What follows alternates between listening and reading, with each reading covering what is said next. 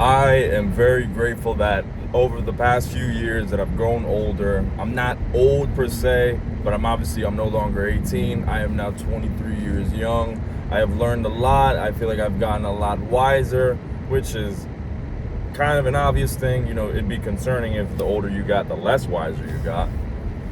And I've learned that a lot of problems I had when I was younger that really affected my quality of life all began in the mind, and they all had a very simple fix and simple solution.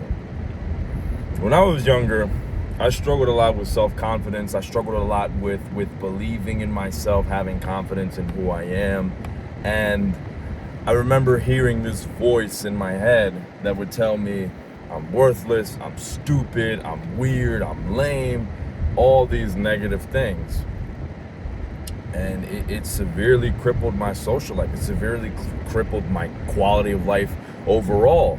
Like when it came to making friends, or when it came to being with my friends, or being with family, or trying to meet new people. It was very hard because every time you tried doing something, this inner voice in your head was telling you that you weren't capable, that you sucked, that this isn't you, that you're a weirdo, that you're this, that you're that.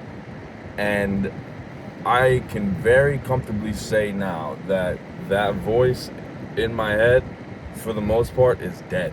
Like today is practically dead. Only in like very, very, very new opportunities or very new scenarios, like things that I've never done before. Like an extreme example. One time I went to this water park where you like jump off of a fucking cliff into some water. And it actually fucking hurt. Like it was fun. Like it was cool because I ended up going up to make the line to do it again, but it fucking hurt. And in my mind, I was like, yo, what the fuck are we doing? But that's like a very extreme one. That's not even like a social scenario. And I've just learned that, dude, the number one way to take control of your mind again is to just ask a question. That's really all there is to it. That is the first step and the most crucial, the most fundamental part of changing your mind for the better, or changing it, period. I'm assuming most of you want to change it for the better. I don't think anyone's out here trying to lower their self-confidence. We all could do with more confidence. The number one aspect is just asking yourself why, who, what, when, where, any type of question. I'll give you an example as to what I mean. I used to think to myself when I was younger, I'm worthless, I'm a waste of space, I'm trash. Says who? Who the hell said that? Who on earth said that? And it's a bit of TMI. But for the sake of helping out whoever took the time out their day to watch this video, I will share it simply because I know it'll be more beneficial if I do share it, even if it's a little bit embarrassing, even if it's a little bit too much. Okay, I was in a relationship when I was younger, and things went south, and I mean really south. I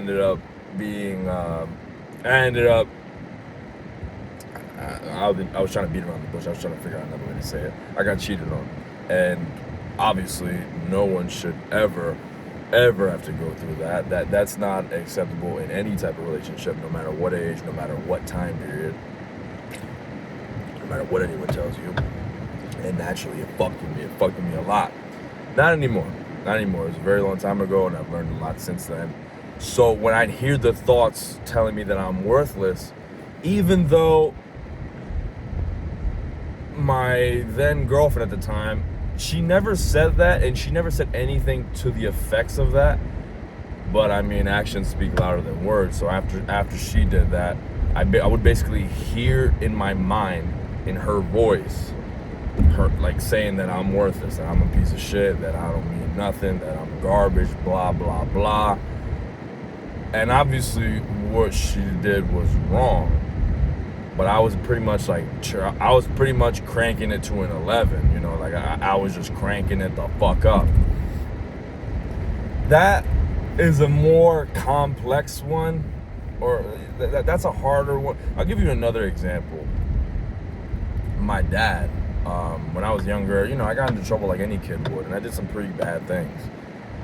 I stole my aunt's iPod once, and I got beat to fucking shit when they found out it was me, which is it makes perfect sense in the world. It makes all the sense in the world.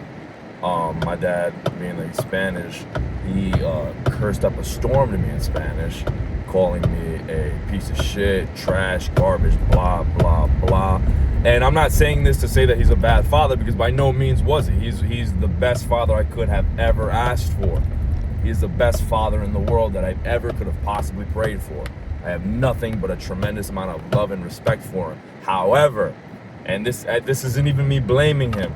Number one, there's no point in blaming someone for something that happened fucking 10 or 20 years ago. And number two, I really don't think he had the negative intention of doing so. But I was still like less than 10 years old. I didn't have the capacity at the time to really break things down and understand why this was happening.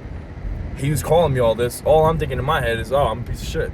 I'm garbage, not understanding that it's because I fucking robbed my aunt. I did something that was very, very condemnable. I did something that anyone else in the fucking world would have frowned upon. Honestly, if my son did the same thing, I probably would have a similar reaction. All right, knowing what I know now, it wouldn't be exactly the same, but it's not like my dad was out of his mind, by no means. However, being so young, at the time, I'm just thinking, well, I'm a piece of shit. Why the fuck did I do that? What the fuck is wrong with me? And I'm also getting beat too. I'm getting beat. That's like one of the only times that I genuinely got beat. I mean, beat. Like, not beat to where my father would be arrested.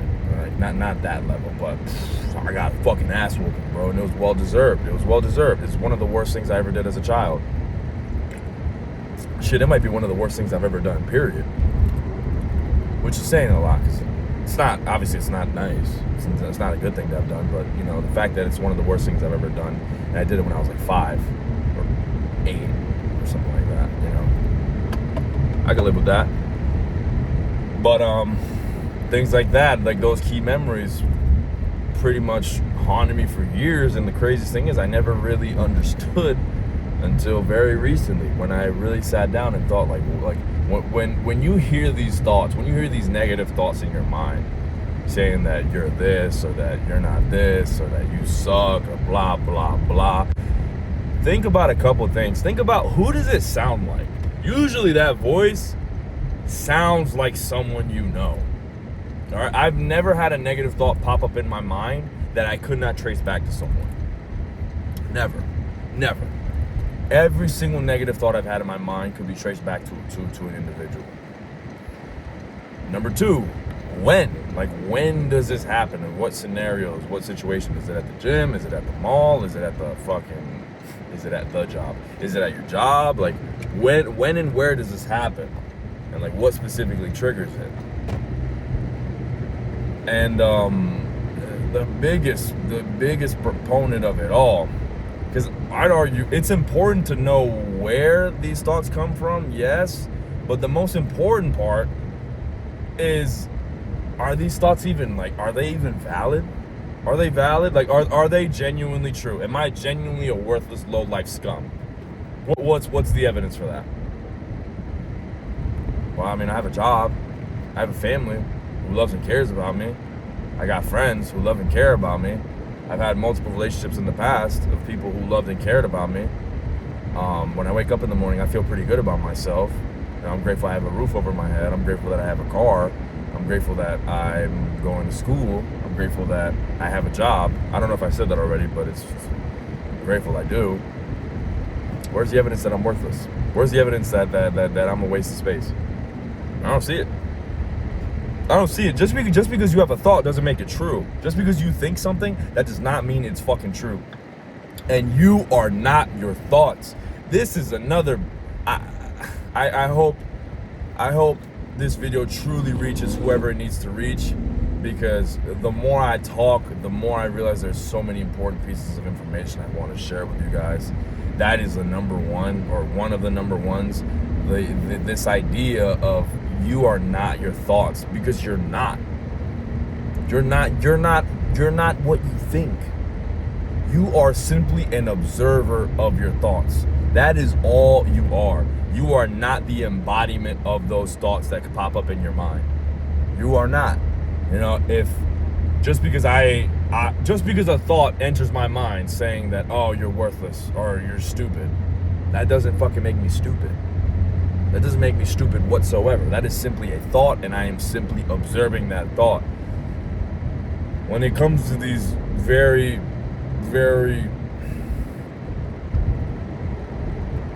when it comes to these statements, whether they be negative or positive, you always got to find information. You always got to find evidence to support it. You can't just go around life believing everything that pops up in your fucking mind. You really do got to question a lot of the things that you hear and a lot of things that you see. A lot. Not fucking everything, all right? Like you don't gotta figure out your girlfriend's fucking ancestry background. You know, you don't have to go ridiculous with it. You don't gotta be an FBI agent. But, you know, whatever you learned in school, I have to do this myself, analyze every single belief. It's obviously going to be a bit of a daunting task, because I'm sure there's many beliefs that we hold that we don't even really truly acknowledge until we're asked to. You know, because they say that the mind processes about like 74 gigabytes of data in a day. So it's interesting. A lot of things that we learn may not even be true. You know, you got to remember, especially a lot of us went to school.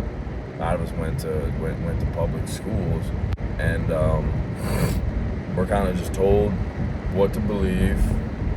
I don't think I ever had a class where I was told to actually like critically think, or where we were actively like trying to.